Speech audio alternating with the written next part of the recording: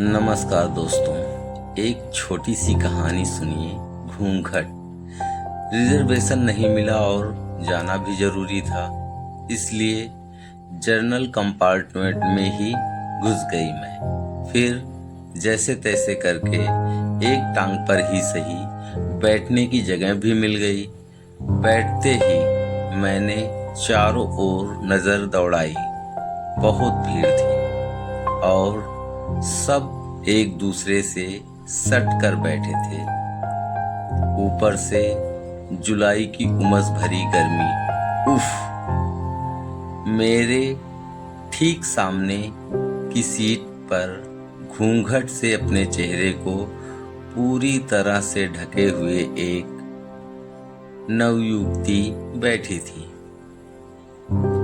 उसके बगल में एक महिला जो शायद उसकी सास थी और साथ में एक मोटा सा अधेड़ पुरुष जो अपनी शर्ट उतारकर बार बार उससे पसीना पोंछता जा रहा था। युवती जैसे ही थोड़ा सा घूंघट उठाकर कुछ देखना चाहती कि उसकी सास उसे डपट देती।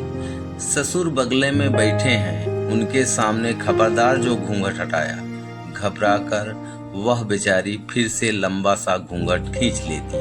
उधर हाय गर्मी, बहुते गर्मी है, कहते हुए उस पुरुष ने, जो युवती का ससुर ही था, अब अपनी बनियान पैंट के ऊपर चढ़ा ली और शर्ट से अपने शरीर पर हवा करके गर्मी से बचने का प्रयास करने लगा। उस युवती की हालत देखकर अब मुझे सास पर गुस्सा आ रहा था, पर उनसे कैसे कहूँ और किस अधिकार से। डर लग रहा था कि नाराज होकर कहीं मुझसे लड़ने ही ना लगे। अब हवन करते अपने हाथ तो नहीं जला सकती थी मैं, फिर भी मन था कि मान ही नहीं रहा था। गर्मी बहुत है ना माँ जी?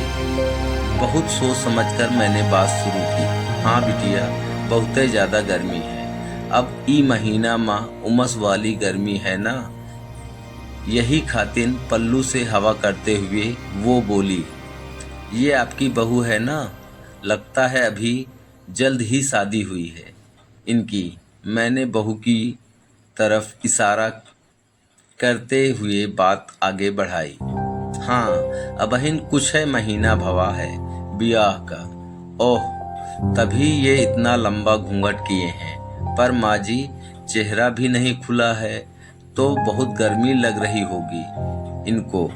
हिम्मत करके मैंने दांव खेला। अरे तो का भवा, थारा सही नहीं है। अब गर्मी है तो का नंगी नची है का?